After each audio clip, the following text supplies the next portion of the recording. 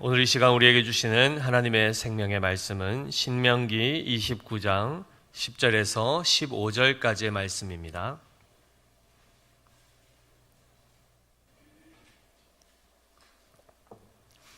구약성경 308페이지 신명기 29장 10절에서 15절까지의 말씀, 제가 하나님의 말씀 봉독하겠습니다.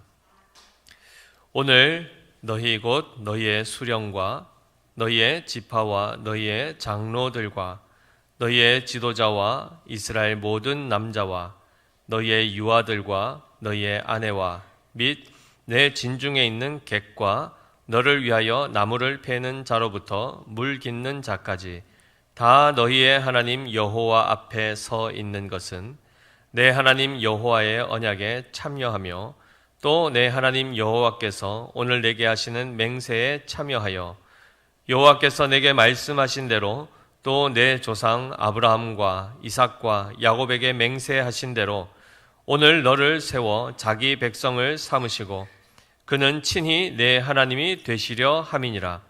내가 이 언약과 맹세를 너희에게만 세우는 것이 아니라 오늘 우리 하나님 여호와 앞에서 우리와 함께 여기 서 있는 자와 오늘 우리와 함께 여기 있지 아니한 자에게까지이니. 아멘. 아멘. 샬롬. 한 주간도 우리는 하나님께서 우리에게 베풀어 주시는 그 샬롬의 은혜 가운데 사는 줄 믿습니다. 오늘도 하나님의 말씀을 통해서 또 살아계신 하나님, 또 우리에게 말씀하시는 하나님, 우리와 함께 하신 하나님을 또 깊이 경험하고 또 교제하는 복된 시간 되시기를 예수님 이름으로 축복합니다. 오늘 본문 말씀 신명기 29장 말씀은 이스라엘 백성이 출애굽하고 40년이 지난 다음에 가나안 땅에 들어가기 직전, 즉 모압 땅이라는 그 이방인의 땅, 거기까지 이스라엘의 다음 세대들이 그 자리까지 이제 오게 되죠. 거기에서 지금 일어난 이 사건을 오늘 말씀 가운데 알려주고 있는데, 특별히 읽진 않았지만 29장 1절 말씀을 잘 살짝 넘겨서 살펴보시면 이 부분에 대해서 간략하게 소개하고 있습니다. 29장 1절 말씀입니다. 우리 같이 한번 읽어보겠습니다. 시작. 호렙에서 이스라엘 자손과 세우신 언약 외에 여호와께서 모세에게 명령하여 모압 땅에서 그들과 세우신 언약의 말씀은 이러하니라 라고 되어 있습니다. 자, 호렙이라는 장소가 나오고 지금 모압 땅이라는 장소가 나옵니다. 두 장소는 다른 지역이고, 그리고 특별히 여기에서 하나님은 언약에 대해서 이야기를 하십니다. 호렙 사는 곳, 이스라엘 백성이 출애굽하자마자 광야로 들어오지요. 2개월 지나고 3개월째가 되었을 때 그들은 시내산이라는 그 장소, 곧 또 다른 말은 호렙산, 마치 이제 처음 모세가 떨기나무에서 하나님을 만났던 바로 그 산입니다. 그 산에 이스라엘 모든 백성들이 다 모이게 되죠. 거기에서 하나님이 출애굽기 19장에서 24장에 걸쳐서 언약을 체결하십니다. 이 언약이라 함은 이스라엘 백성을 하나님께서 자기의 친백성 삼으시겠다라고 약속하시는 것이며, 동시에 하나님께서 그들의 영원한 하나님이 되시겠다라고 맹세하시는 바로 그 장소를 얘기합니다. 그 사건을 이야기하는 것입니다. 그래서 1차 처음 하나님께서 이스라엘 백성과 맺으셨던 바로 그 언약이 호렙산에서 맺은 언약입니다. 자, 그런데 오늘 신명기 29장에서는 뭐라고 했지요? 호렙에서 이스라엘 자손과 세우신 언약 외에 라고 합니다. 그것과는 구별된 또 다른 언약을 말씀을 하시는데요. 여호와께서 모세에게 명령하여 모압 땅에서 그들과 세우신 언약의 말씀은 이러하니라 하고 쭉 뒤에 나옵니다. 1차 첫 번째 호렙에서 맺은 언약과 지금 이 모압 땅에서 맺는 언약, 차이점이 뭘까요? 어떤 것이 다르죠? 언약의 대상이 일단 다릅니다. 첫 번째 호렙산에서 그 언약을 체결했던 자들은 6월절 어린 양, 그 핏부림을 통하여서 생명을 보존받고 홍해를 하나님이 가르시죠. 그곳을 지나 광야로 들어왔던 출애굽 1세대입니다. 그런데 지금 이 모압 땅에서는 40년이 지난 이후 그들의 후손들이 지금 하나님 앞에 서서 언약을 체결하게 됩니다. 한마디로 언약의 체결 대상이 다릅니다. 시기적으로 보더라도 40년 전과 40년 이후에 이 체결되는 언약은 시기적으로도 차이가 납니다.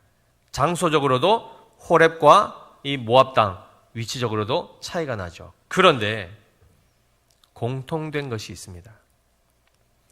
그때나 지금이나 그들과 이들 비록 차이가 있으나 시점적으로 차이가 있지만은 동일한 언약의 공통적인 내용이 있습니다. 그것이 뭘까요? 언약의 핵심이 뭐죠? 이스라엘 백성이 하나님의 친 백성이 되는 것이요, 하나님께서 그들의 영원하신 하나님이 되신다는 이 사실입니다. 이것은 동일하다는 것입니다. 그때나 이때나 동일하고 그때나 이때나 지금이나 동일하다는 것입니다. 우리가 누구입니까? 하나님의 친백성입니다. 하나님의 택함받은 하나님의 자녀들이죠. 아멘이십니까? 그러면 하나님은 우리에게 어떤 분이시죠? 우리의 아버지시오, 우리의 왕이시오, 우리의 구원자시오, 우리의 목자시고 보호자이시며 우리를 아우르시는 우리의 진정한 하나님이 되시죠. 바로 이 언약이 1차적으로 호렙산에서, 2차적으로 모압 땅에서, 그리고 지금 우리에게 주어지고 있는 복입니다. 그런데 오늘 이 40년이 지난 출애굽 1세대가 다 광야에서 다 죽임을 당하고 그의 후손들이 지금 가나안 땅 들어가기 전에 모세를 통하여 하나님과 다시 언약을 갱신하는, 이전과는 완전히 다른 새 언약이 아니라 동일한 언약을 하나님께서 그들과 다음 세대들과 함께 언약을 체결하는 바로 이 장면에서 우리가 오늘 주의 깊게 살펴봐야 될 부분이 있습니다. 그것이 무엇이냐면 2절에 보시면 이 언약을 세워야 되는, 이 체결해야 되는 이 현장에 모세가 사람들을 초대합니다. 2절 말씀 우리 같이 읽어보겠습니다. 시작. 모세가 온 이스라엘을 소집하고 그들에게 이르되 여호와께서 애굽 땅에서 너희의 목전에 바로와 그의 모든 신하와 그의 온 땅에 행하신 모든 일을 너희가 보았나니 라고 말씀하고 있습니다.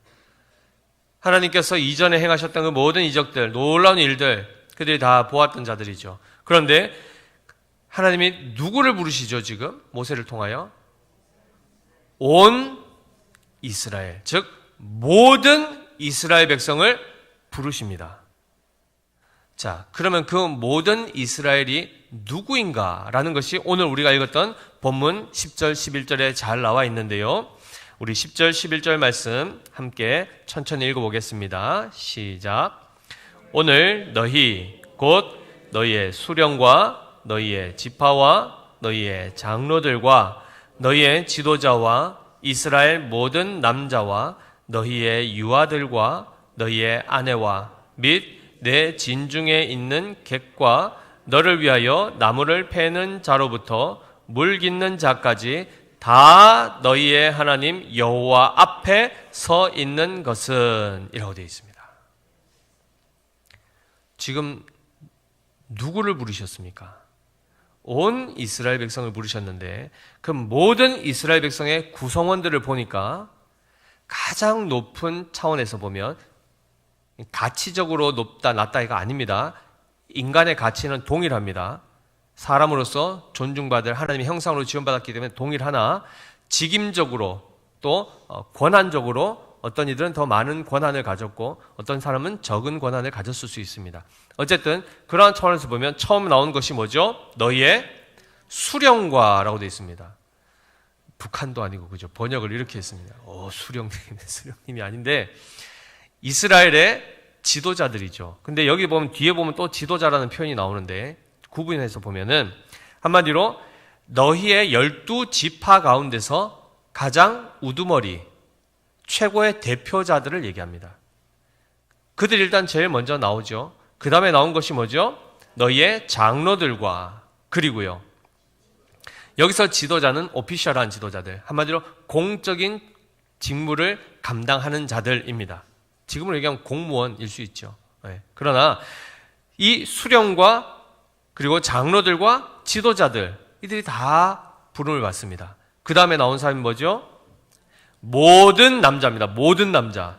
모든 남자와, 그리고요 11절, 너희의 유아들과, 그리고요 너희의 아내와 및 내 진중에 있는 객과 너를 위하여 나무를 패는 자로부터 물 깃는 자까지라고 되어 있습니다.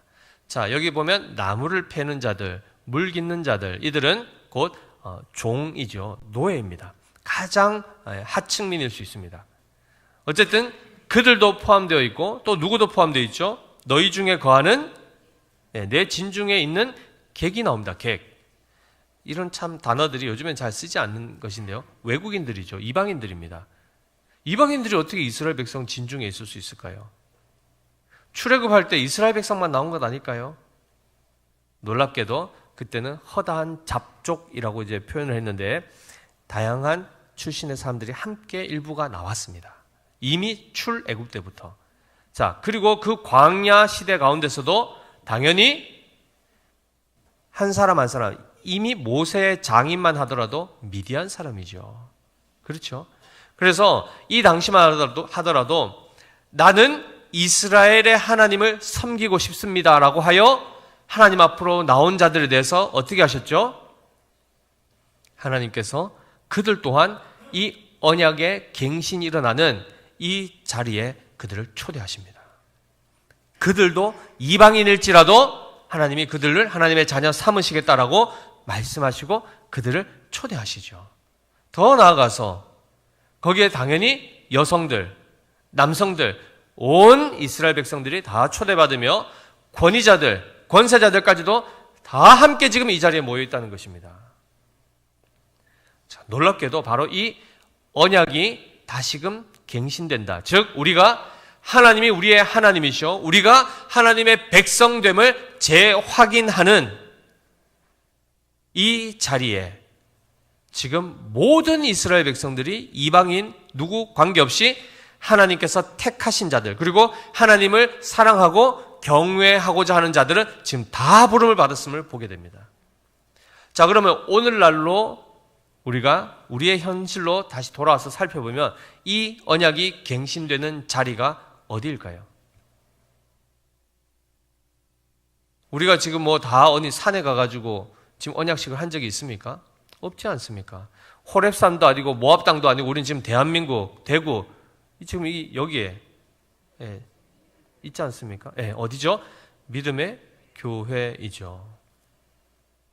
하나님께서 매번 그 이스라엘 백성과 함께 이 언약을 갱신하시는 자리가 바로 주일 공예배 자리입니다. 공예배가 뭔가? 즉 공동의 또는 공적인 것입니다. 한마디로 개인적으로 혼자 집에서 개인적으로 묵상하거나 개인적으로 예배할 수 있습니다. 소그룹으로 가족끼리 예배도 할 수도 있겠죠. 그거는 사적 예배라고 합니다. 그러나 모든 이스라엘 백성이 모인 것처럼 모든 주의 백성들, 특히 믿음의 교회 성도로 등록이 되어 또 교인으로 인침받아 이 자리에 와야 되는 분들은 한 사람도 빠짐없이 다 지금 예배 자리에, 공적 예배 자리에 이 자리에 지금 모여 있지 않습니까? 이것이 바로 모압에서, 호렙에서 맺은 바로 그 언약식의 현장이 재현되는 그 장소입니다. 그 자리인 것입니다. 자, 여기에 지금 오늘의 말씀에 따지면, 말씀으로 기준으로 해서 보면은 수령들 있습니까? 우리 믿음의 교회 수령이 누구죠? 수령. 제일 최고 권위자, 결정권자. 접니까? 예. 맞습니까? 네, 맞습니다. 일단 하나님께서 그 역할을 맡겨주셨습니다. 그리고요. 장로님들 계십니까? 안 계십니까? 계시죠. 그리고요. 지도자들, 리더들, 셀 리더들 계시죠. 우리나라 지금으로 환원해서 생각해보면 셀 리더들 계십니다. 남자들 있습니까? 모든 남자들 다 있죠. 그리고요. 그 다음에 나온 게 뭡니까? 너희의 유아들. 유아들 지금 살펴보십시오. 유아들 있습니까? 없습니까? 어디 갔습니까? 유치부실에 가 있습니까? 자, 유아들이 지금 안 보입니다. 너희의 아내들, 즉 여성도들 계십니까? 안 계십니까? 계시죠. 그리고 막 회심하여 우상 숭배하다가 복음 듣고 막 회심하여 온 초신자들 있습니까? 없습니까? 있지요. 자, 오늘 이 말씀을 통해서 우리가 집중적으로 살펴봐야 될 것이 바로 이 부분입니다. 여호와 하나님 앞에, 즉 너희의 하나님 여호와 앞에 서 있다라는 이 표현을 원문으로 직역해서 보면 하나님의 얼굴 앞에 서 있다라는 뜻이 됩니다. 하나님의 얼굴 앞에 있다라는 것입니다. 한마디로 지금 이 자리에 하나님께서 영으로 임하시죠. 성령을 통하여 이 자리에 하나님의 삼위일체 하나님의 그 임재와 강림이 지금 이 자리에 있습니다. 우리가 눈으로 보지 못한다 하여, 육신의 눈으로 감지하지 못한다 하여 없는 것이 아니라 하나님은 지금 이곳에 계십니다. 이 장소에 갇혀 있는 하나님이 아니시죠. 지금 어느 자리에서든지 하나님을 찾고 하나님 앞에 나온 모든 교회에서 하나님은 그 가운데 임재하고 계십니다. 자, 그런데 하나님은 하나님의 백성을 만나기를 원하셔서 이 자리에 오셨는데 누구를 보고 싶겠습니까? 모든 하나님의 백성을 보길 원하십니다. 그리고 우리는 지금 대다수 성도들이 이 자리에 지금 나와 계십니다. 그런데 지금 누가 없죠? 너희의 유아들, 즉 우리의 어린 자녀들은 지금 이 자리에 보이지 않습니다. 자, 이 부분을 우리가 사실 쉽게 간과해 왔는데요. 대한민국에 처음 선교사님이 오신 그 기록들을 보면 1800년대 후반입니다. 그때 비로소 이제 개신교 선교사님들이 오셔서 학교도 세우고 복음도 전파하면서 교회가 이제 세워져 왔죠. 비록 역사가 계산해 보면 한 130년, 140년 정도밖에 되지 않습니다. 자, 그런데 지금 우리 아이들 왜 이 자리에 없는 걸까요? 하나님은 그들까지도 만나기를 원하셨는데 왜 그들이 지금 보이지 않죠? 아까 말씀드렸습니다. 사적인 예배 가능합니다. 소그룹 예배 있을 수 있습니다. 그러나 하나님께서 이 하나님과의 언약을 다시금 체결하시는 이 언약이 갱신되는 그 자리, 이 예배, 주일 공예배의 자리에 모든 이스라엘 백성들이 초대되어야 됐습니다. 그리고 그들을 모세가 소집했습니다. 그리고 그들은 실제로 다 그 자리에 나왔습니다. 그런데 지금 오늘 우리는 그 아이들 보지 못하고 있습니다. 어디에 있죠? 주일학교라는 곳에 지금 있습니다. 그 제도 아래에서 지금 아이들이 각 자체적으로 예배를 드리고 있죠. 유아동부는 유아동부대로 별도로 예배를 드리고, 중고등부는 중고등부대로 또 별도로 예배 드리고, 청년부는 지금 여기서 예배 드리고 나중에 또 다시 자체적인 예배를 드립니다. 자, 예배 드릴 수 있겠죠. 그러나 그들이 공적 예배에는 지금 제대로 참여가 되고 있습니까? 안 되고 있습니까? 안 되고 있다는 것입니다.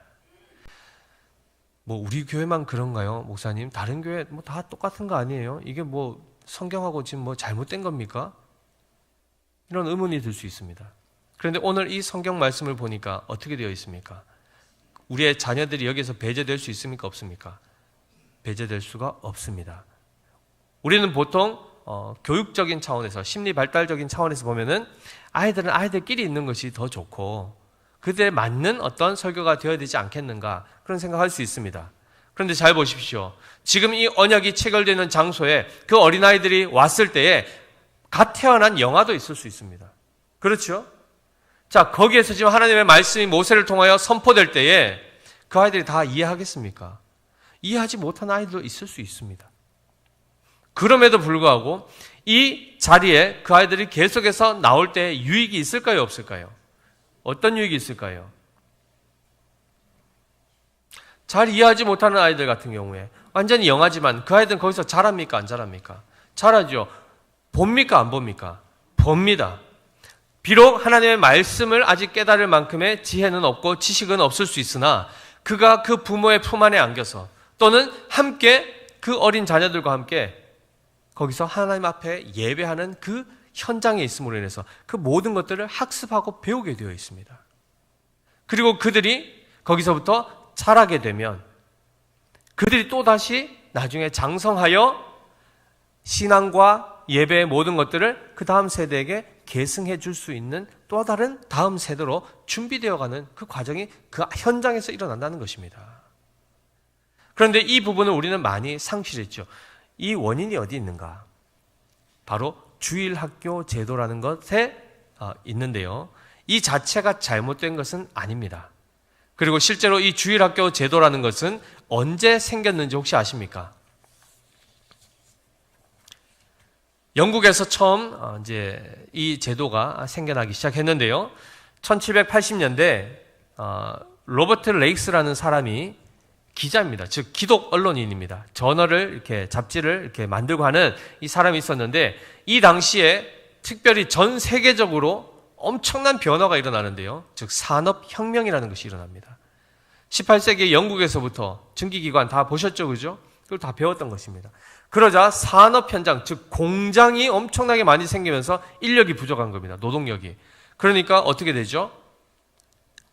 집에서 가사를 돌보던 아내들, 주부들까지도 다 현장의 일터로 나가는 것이죠. 그러니까 아이들이 당연히 방치가 되는 것이고, 실제로 이 당시에 평균 노동시간이 몇 시간인지 아십니까? 15시간입니다. 지금 같으면 난리가 나겠죠. 난리가 납니다. 그런데 그때 그만큼 노동력이 엄청나게 착취되었고 빈부의 격차가 더욱더 심각해지면서 이 문제가 영국의 사회 문제가 돼버린 겁니다. 한마디로 청소년 문제, 다음 세대 문제가 거의 다음 세대가 방치되면서 도덕적으로 타락하게 되고, 그리고 교육이라는 이런 부분들은 진짜 돈 많은 부자들이나 귀족들만 전유물이 되어버려서 사회 전반적인 부분들이 점점 무너져가고 있는 이 시점에 이 로버트 레익스라는 사람이 45살 때, 딱 지금 제 나이입니다. 45살에 자기의 재산, 사비를 털어서 그 지역에 있는 아이들을 불러가지고 성경을 가지고 가르치기 시작했습니다. 그래서 윤리적인 부분, 도덕적인 부분, 여러 가지 지적인 부분까지도 그것을 이제 섬기게 된 것이 바로 주일학교의 시작입니다.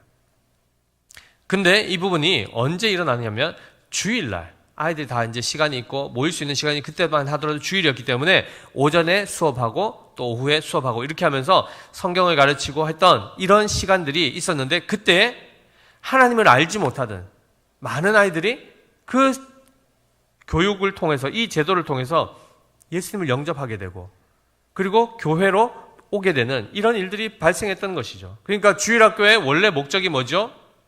가난한 자들, 또 사회적인 부분에 있어서 섬기려고 시작했는데 이것이 나중에는 전도의 열매가 맺혀지는 하나의 수단이 된 겁니다.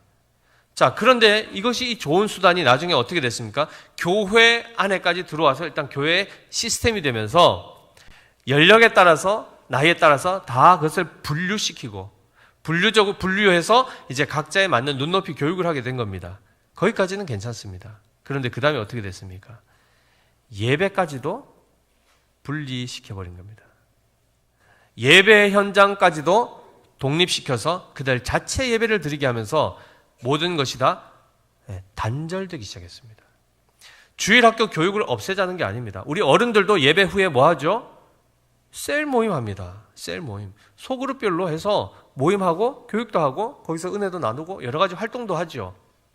이거 자체가 잘못된 것이 아니라 공예배에 우리 아이들이 지금 계속 배제되고 있는 이 부분이 문제가 된다는 것입니다. 따라서 예배는 어떻게 해야 될까요? 모든 세대가 한자리에 함께 모여서 예배하는 것이 성경적이라는 것입니다. 즉 하나님께서 그들의 얼굴을 다 같이 있는 자리에서 보기를 원하신다는 것입니다. 근데 예전에 잘 아시다시피 시골에 한 번씩 외지인들이 찾아오죠. 등에 하나 큰 보증 같은 거 메고 항아리 같은 거 하나 들고 와가지고, 자, 이 안에 뱀이 있다 라고 얘기하면서 약을 팔러 옵니다. 약장수들이 옛날에 많이 돌아다녔죠. 그러면서 하여튼 뭐 온갖 얘기하면서 결국 이 뱀은 끝까지 안 보여주면서 시간을 끌죠. 그리고 약속에 다 합니다. 근데 그때 애들도 막 신기하니까 구경하러 오죠. 그러면 어른들 뭐라고 합니까? 애들은 가라. 애들은 가라. 왜 그랬을까요? 도움이 안 되니까. 약을 걔들이 뭘 사겠습니까? 돈도 없는데. 그러니까 가치가 없으니까 어떻게 되죠? 그 자리에서 배제시키는 겁니다. 계속. 신약시대에 예수님 당시에 예수님이 왔을 때 많은 병자들 낫고자 하여 주님 만나고 싶어서 막 따라다닐 때 어린아이를 안고 부모가 오죠. 제자들이 어떻게 했습니까? 애들은 가라, 애들은 가라. 보낸 겁니다. 예수님 어떻게 하셨습니까? 잘했다. 아유, 막 귀찮아 죽겠는데, 지금 힘들어 죽겠는데 애들까지 성가시다. 이렇게 하셨습니까? 제자들 꾸짖죠. 애들이 오는 것을 막지 마라, 금하지 마라 하고 예수님 친히 안수해 주십니다. 우리 아이들이 이 공예배 자리에 함께 참여하는 것이 성경적입니다. 그리고 이 언약을 체결하는 이 장소, 이 자리에 이미 아브라함과 이삭과 야곱 때 하나님이 언약을 처음 체결하시는데, 그때 창세기 17장에도 이 할례 언약을 체결하실 때 너와 내 후손과 내가 언약을 맺겠다 이렇게 말씀하셨거든요. 이 자리에 그래서 당연히 누가 있어야 될까요? 우리의 자녀들이 함께 있어야 함이 합당합니다.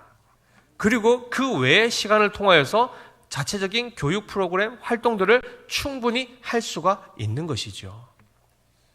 따라서 이 부분들이 치우쳐지기 시작하자 교회 안에는 이제 극단으로 나눠지는데요.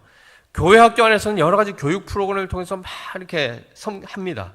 그런데 한편으로는 또 그 시간 때문에 모든 인력이 다 그쪽으로, 고급 인력들이 다 그걸로 치중되니까 나머지 장년부들이 교육에서 많이 배제되는 경우가 생깁니다. 그러니까 이런 모든 불균형이 바로 거기서부터 이제 발생한 것이죠.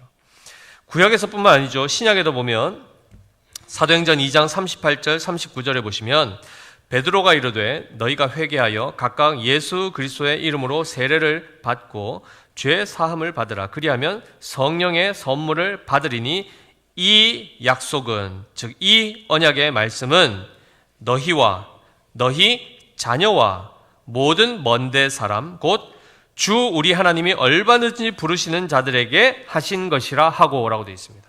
분명히 나와 있죠. 너희와 누구요? 너희 자녀와 그리고요 모든 먼데 사람, 이방인들 가운데서도 하나님은 하나님의 백성 삼으시는 이 언약을 맺으신다는 것입니다. 이제 분명해지셨죠.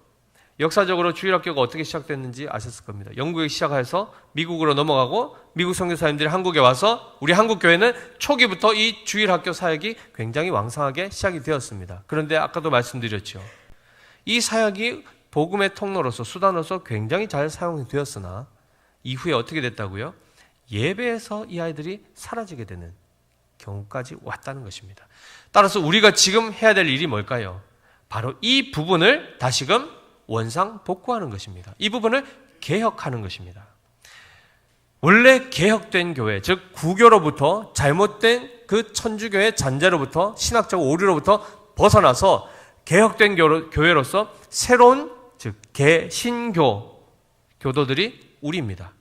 우리가 되었는데 그들에게 항상 신앙의 선배들이 모토로 알려준 것이 뭐냐면 개혁된 교회는 계속 개혁되어야 한다 이렇게 하였습니다. 한마디로 계속 발전하라는 개념이 아닙니다. 모든 것을 그냥 다 기존의 걸 다 뒤집어 엎으란 얘기가 아니라 원래 하나님께서 제정해 주신 것이 있는데 로만 캐톨릭이 어떻게 했죠? 이것을 떠나서 자꾸 부패한 대로 갑니다. 미신적으로 되고 점점 우상 숭배하듯이 기독교를 변질시켜 갔던 거죠.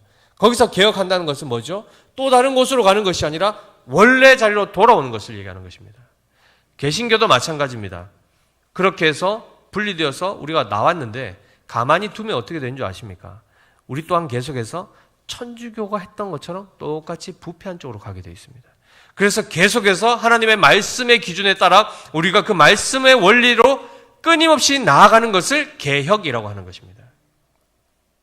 따라서 우리가 말씀의 원리에서부터 많이 이탈했다 그러면 그런 부분들이 말씀을 통하여 깨달음을 받게 되면 개인적으로 죄에 대한 부분도 마찬가지지만 교회 공동체적으로도 이 예배에 대한 부분에 있어서 이 부분은 다시금 회복하는 것이 맞습니다. 자, 그러면 당장 나오는 마음의 생각이 뭡니까? 이 변화에 대해서 적극적으로 반응하는 분들이 있고 어떤 분들은 변화 자체를 굉장히 꺼려하시는 분들이 있습니다. 그럴 수 있습니다. 그런 과도기도 있고 시행착오도 있을 수 있는데 중요한 것은 하나님의 말씀이 분명히 우리에게 명확하게 알려주신 부분이라면 우리가 어떻게든 빨리 거기에 적응을 해야 되는 것이 우리가 해야 될 책무지 않겠습니까? 그런데 밑도 끝도 없이 그냥 무조건 따라와라 이러면은 이 석연치 않음 가운데 끊임없이 계속 긴가민가 찜찜하면서 가야 됩니다. 그러면 기쁨으로 갈 수가 없겠죠. 그래서 하나님의 말씀의 원리를 가르쳐 드리는 것이며 그 안에서 우리가 함께 하나가 되어 기도하며 하나님이 기뻐하시는 예배를 우리가 세워가자라고 말씀을 드리는 것입니다. 오늘부터 해서 이제 한 2주 정도 조금 더 구체적으로 살펴볼 것입니다. 어쨌든 우리가 내년도에 새로운 예배의 형태를 우리가 변화를 주고자 합니다. 새로운 예배의 형태로. 한마디로 기존과는 좀 차이가 있을 것입니다. 그러나 핵심적인 것은 이 예배의 자리에 우리의 유아들, 즉 우리의 어린 자녀들이 함께 참여하는 것이 핵심입니다. 더 나아가서 예배의 모범이라는 것이 있죠. 즉 예배의 순서가 있습니다. 처음부터 마치는 그 모든 과정 안에 이런 부분들도 우리가 다 말씀에 최대한 근거해서 그것을 잘 저희 교회 형편에 따라 재조정을 할 것입니다. 그때에 우리의 자녀들도 거기에 한 순서 또 참여하게 될 것입니다. 어쨌든 이 모든 하나님의 임재하심 앞에 우리 모든 세대들이 다 우리의 자녀까지 포함하여 한 자리에 모여서 하나님을 영화롭게 하는 것, 예배하는 것, 이것이 굉장히 복되다는 것을 우리는 기억해야 됩니다. 자, 말씀을 통해서도 우리가 이렇게 살펴보았고 한 가지 더 살펴볼 것이 있습니다. 그것이 바로 우리 신앙의 선배들이 우리에게 남겨준 신앙의 유산인데요. 그것이 바로 신앙 고백서 드리는 것입니다. 신앙 고백서.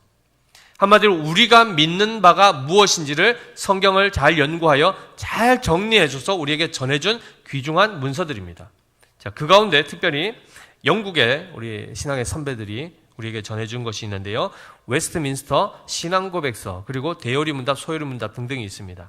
그리고 우리 독일의 우리 믿음의 선배들, 만나보지는 못했지만 그분들이 우리에게 전해준 것이 바로 하이델베르크 요리 문답, 벨기에에서 한 것이 바로 벨지액 신앙 고백서, 여러 가지가 있습니다. 어쨌든 그 가운데 오늘 우리가 2가지만 살필 텐데요. 웨스트민스터 대요리 문답 31문, 62문 2개 먼저 살펴보면 31문에는 이렇게 질문을 합니다. 은혜 계약은 누구와 맺으셨는가? 라고 되어 있습니다. 은혜 계약. 생소하죠, 그죠? 이런 단어들이. 한마디로 은혜 언약. 하나님께서 은혜로 우리와 약속을 맺으신 것. 이것의 대상자가 누구냐라고 질문하는 겁니다. 누구와 하나님이 이 언약을 맺으셨는가? 거기에 답이 이렇게 되어 있습니다. 은혜 계약은 둘째 아담이신 그리스도와 맺으시고 그 안에서 그 후손인 모든 택한 자와 맺으셨다라고 되어 있습니다. 1차적으로 이것을 우리가 나중에 삼위일체 하나님도 우리가 제대로 공부해야 되는데 지금 간략히 얘기하면 하나님 아버지께서 예수 그리스도와 먼저 이 언약을 맺으십니다.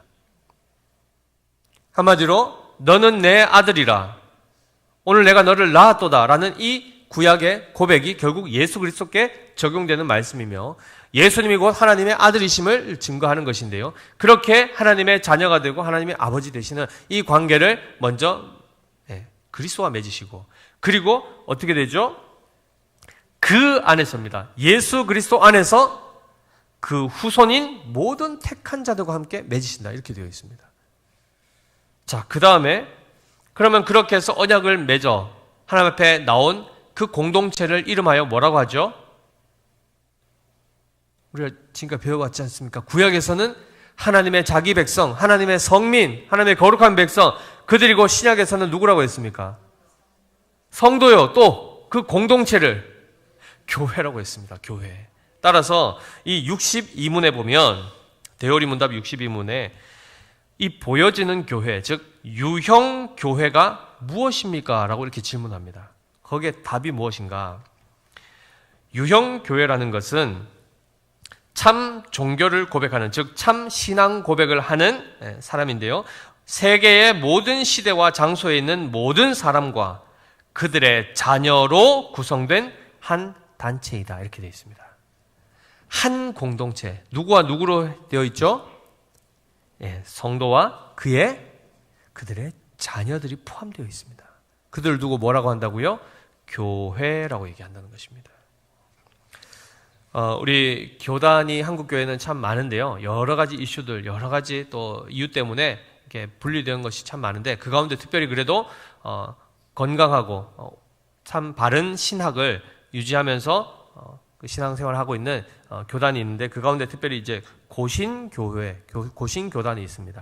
거기에 예배 지침서라는 것을 이제 거기는 가지고 있는데요. 9장 34조 1항에 보면 이렇게 되어 있습니다. 첫 시작이 한 가족이 함께 하나님의 집에 모여 예배하는 것이 마땅한 일이다 라고 되어 있습니다.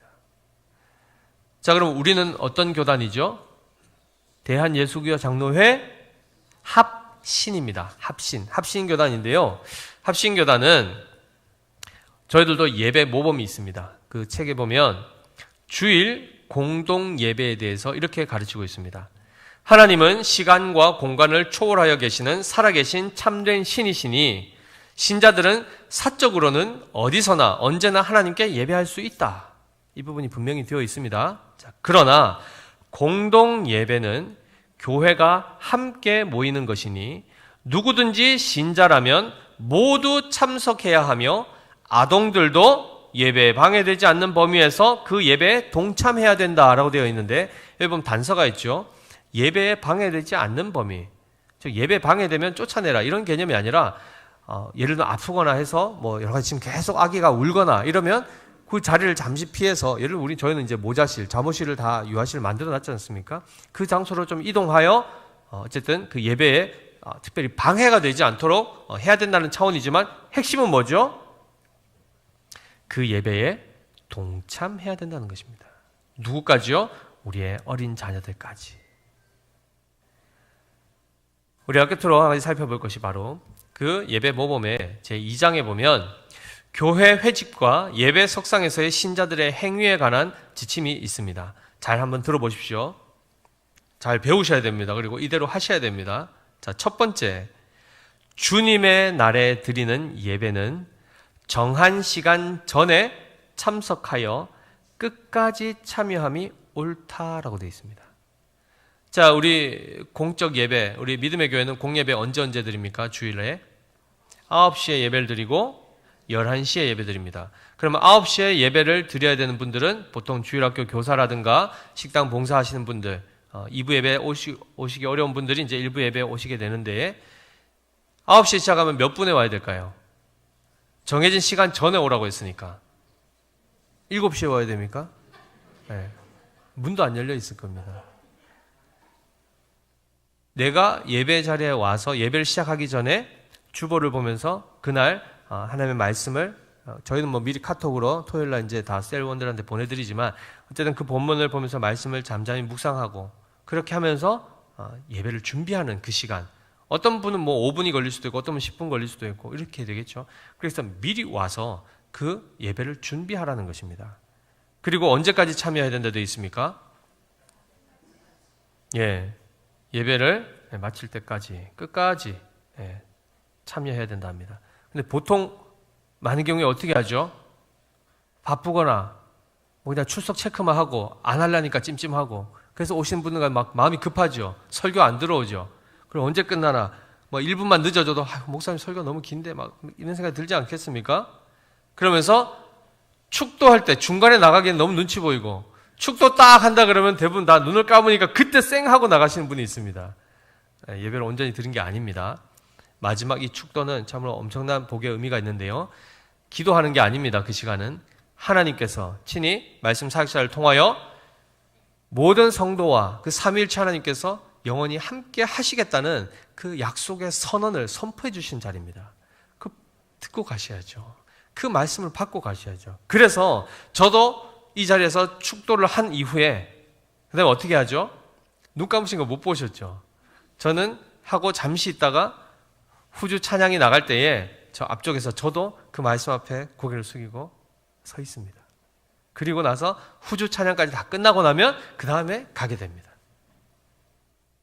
그래서 이런 부분에 있어서도 우리는 예배 시작부터 잘 준비하고 끝까지. 그래서 보면은 이제 안부 인사도 할 수 있고, 예배 전에 오랜만에 봤으니까 이렇게 인사도 하고 얘기도 할 수 있는데 막 시끄럽게 이렇게 막 소음이 있을 정도로 그렇게 돼서는 안 됩니다.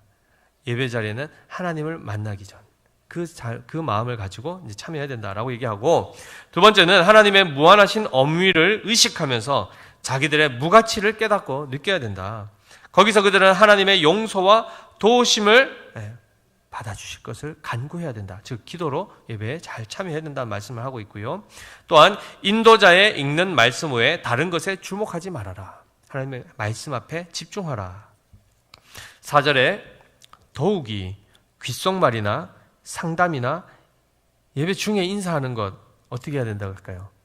삼가하라 라고 되어 있습니다. 삼가라. 그리고 5번째 보면 강단 외에 다른 것을 주의해 본다든지 졸든지 그 밖에 경건치 않은 행위를 자제하라 라고 되어 있습니다. 목사님 뒤에 저 화분 어디 갔노? 와, 목사님 넥타이 저 무슨 색깔이고 저는 영 안 맞는데 가을이면 좀 다른 거 해야지 뭐 파란 게 뭐고 이런 거 하지 말라는 겁니다. 뭐에 어떻게 해야 된다고요? 말씀에 집중하라는 것입니다. 제가 가르마가 한 번씩 이게 막 머리가 정리가 잘 안 될 때가 있습니다. 그럼 막 또 그러면 그게 계속 거슬리는 분이 있을 거예요. 어떤 교회는 앞쪽에 지금 우리도 이제 벽돌이 되어 있는데 붉은 벽돌로 되어 있어서 모자이크처럼 보여서 저게 막 눈에 거슬린다 하셔서 예배 집중이 안 되는 분도 계시고, 어떤 교회는 지붕이 대칭이 아니고 이렇게 약간 기울어져 있어서 저게 비대칭이라서 신경이 있어서 난 예배 집중 못한 별의별 분들이 다 있습니다. 우리 예배 모범에는 어떻게 되어 있죠? 거기에 시선을 두지 말고 하나님의 말씀에 귀 기울이라 이렇게 되어 있습니다. 잘 하시기 바랍니다. 6번째 이제 9개 남았는데요. 예배석에 들어온 뒤에는 사적으로 어떤 예배 행위를 따로 취하는 것도 자제해야 된다. 이게 무슨 말일까요? 예배 순서가 다 있는데 그거 할 때는 안 하고 자기 개인적으로 딴 거 한다는 겁니다. 그거 하지 말라는 겁니다. 자, 그 다음에 마지막 오늘 이제 이게 핵심인데요. 7번째가 어린 아이들은 부모가 데리고 있음이 좋으니 한 가족이 예배석에 같이 모여 있는 것이 마땅하다라고 되어 있습니다. 자, 우리가 구약 성경을 통해서 오늘 신명기 말씀을 통해서도 그리고 신약의 어떤 내용들 그리고 우리 역사의 신앙의 선배들이 전해준 그 내용들과 또 우리 교단에서 안내해주고 있는 이 모든 예배 본문을 쭉 살펴보았는데요. 사실 굉장히 짧은 시간에 압축해서 배운 것입니다. 자, 배웠더니 전 세대가 함께 한 자리에서 모여서 예배 드리는 것이 합당합니까? 안 합당합니까? 납득이 마음에 되십니까? 아니면 거부감이 있으십니까? 감사합니다. 이 부분이 바로 이제 우리가 내년부터 새롭게 이제 예배를 바꾸어 가게 될 그 변화의 핵심이 될 텐데요. 이 부분을 위해서 함께 기도해 주셔야 됩니다. 무엇보다도 아이들은 처음에 익숙하지 않을 수 있습니다. 우리 어른들도 갑자기 뭐가 변화가 오면 힘들지만 아이들도 사실은 되게 힘들 수 있어요. 그렇죠? 자기들끼리 이렇게 있다가 갑자기 어른들 많은데 갑자기 함께 모여서 이렇게 예배한다는 게 쉽지 않죠. 그리고 또 방금 말씀드렸던 이 예배 석상에서의 신자들의 행위도 제대로 배워보지 못했을 수 있습니다. 그러다 보니까 자기들끼리 귓속말하고 와 이게 뭐지? 막 이러고 하고 있을 때에 옆에서 또 어른들이 막 째려보고 막 조용히 안 하나 막 이러고 막 핀잔 주고 이러면 애들이 더 얼마나 막 예배자가 싫겠습니까? 그래서 어떻게 해야 되겠죠? 기도하며 우리 아이들도 그 예배 자리에 잘 적응할 수 있도록, 그리고 정말 이 하나님의 임재 앞에 그들도 잘 예배할 수 있도록 우리가 기도해 줘야 되고 잘 안내해 줘야 되고 사랑스럽게 바라봐 주면서 이 믿음의 역사 가운데 함께 동참해야 되지 않겠습니까? 그럴 때에 더 나아가서는 신앙이 계승되게 되어 있습니다. 신앙이 계승됩니다. 따라서 이 부분을 우리가 잘 살피며 특별히 새로운 변화에 우리 교회가 오히려 자칫하면 마귀의 시험에 들 수가 있습니다. 그런 부분들에 있어서 의문이 생긴다. 만약에 예를 들면 궁금한 것이 있다. 그럼 어떻게 하면 될까요? 우리 장로님들이나 당회나 뭐 제가 임의대로 그냥 제 마음대로 이거 뭐 색깔이 마음에 안 들게 다 뜯어 고치세요. 이렇게 하지 않습니다. 모든 것을 성경의 원리를 따라 그리고 교회의 상황을 잘 최대한 살피면서 이 모든 것들을 결정하고 해나가고 있습니다. 그런데 당연히 셀 리더분들을 통해서 잘 전달도 이제 드리라고 하지만 어떤 부분에 있어서는 전달이 잘 안 될 수도 있죠. 그럼 궁금할 수 있습니다. 나도 몰랐는데 갑자기 이런 일이 일어나네? 그럼 어떻게 해야 됩니까? 왜 이를 이딴 식으로 처리를 하고 말이야. 너무 권위적이다. 목사님 자기 맘대로 하네. 이런 게 아니라 궁금한 게 있으면 셀 리더한테 물어보시면 됩니다. 이번에 이게 왜 이렇게 됐는지. 그럼 셀 리더들이 잘 설명해 주시겠죠. 근데 셀 리더들도 글쎄 나도 이것도 잘 모르겠는데 왜 이렇게 됐지? 하면은 그 셀 리더가 장로님들께 물어보시면 됩니다. 장로님들도 잘 모르는 일이 있다. 그럼 뭐 제가 임의로 뭔가를 했겠죠. 그럼 그때 어떻게 하면 되겠습니까? 저한테 물어보시면 됩니다. 그래서 물어서 이렇게 된 것이구나 했는데 한 결정이 성경적이지 않다. 그럼 거기서 지적하셔야 되죠. 그럼 거기서 우리가 변화를 다시금 세워가야 되는 것입니다. 이해되시죠? 따라서 뭔가가 이렇게 바뀌었을 때, 어떤 일들이 발생했을 때 당장 확 이렇게 분노하지 마시고 상황을 잘 살피셔야 됩니다. 살피신 이후에 그러고 나서 잘 판단하시고 거기에 정중하게 젠틀하게 대처하시면 됩니다. 우리가 여기 함께 하나님의 백성으로 모였는데 뭐 서로에게 그렇게 안 좋은 일을 하겠다고, 그런 모임들이 아니지 않습니까? 그래서 우리가 영적인 한 가족이 되었고 특별히 우리 자녀들에게도 이제는 신앙의 본을 보이셔야 되는 그런 상황이 있습니다. 이제는 조금 좀 중간중간 졸아도 괜찮은데 이제 애들이 있으니까 눈치 보여서 큰일 났네. 이 예배 시간 이거 어떡하노? 목사님 설교 한 20분을 줄여주시면 안 됩니까? 안 됩니다. 20분으로는 너무 부족하고, 하여튼 적정선에서 이제 예배 모든 순서들 만들겠지만, 어쨌든 우리 성도님들이 이런 모든 교회의 질서와 이런 변화에도 성숙한 자세와 태도로 그리고 열린 마음으로 함께 이렇게 이런 부분들을 감당해 나가시면 정말 우리 교회가 말씀 위에 정말 든든하게 세워지고 하나님 기뻐하시는 교회로, 또한 타 교회에도 좋은 모범이 될 수 있는 그런 교회로 세워질 줄 믿습니다. 이를 위해서 함께 꼭 기도해 주시고 동참해 주시는 우리 모두 되시기를 예수님 이름으로 축복합니다. 기도하겠습니다.